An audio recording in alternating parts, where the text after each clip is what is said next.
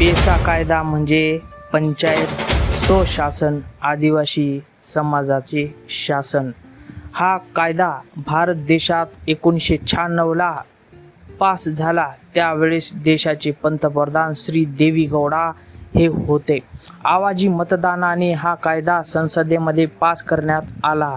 यापूर्वी 1994ला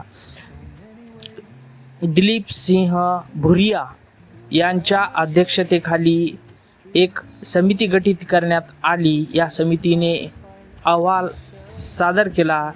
या अहवालावर आधारित हा कायदा पास झाला. जवळपास महाराष्ट्र या घटक राज्यात 2014ला नियम अटी लक्षात घेऊन हा कायदा लागू करण्यात आला. त्यावेळेस मुख्यमंत्री पृथ्वीराज चव्हाण हे होते.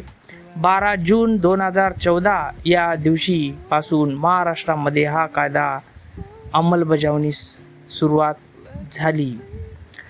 एकूण 13 जिल्ह्यामध्ये हा कायदा अस्तित्वात आहे, कारण या 13 जिल्ह्यामध्ये मोठ्या प्रमाणात आदिवासी जमाती राहतात.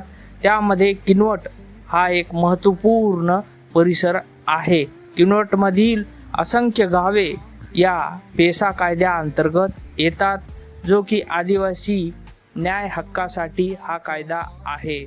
घटनेच्या 15व्या कलमानुसार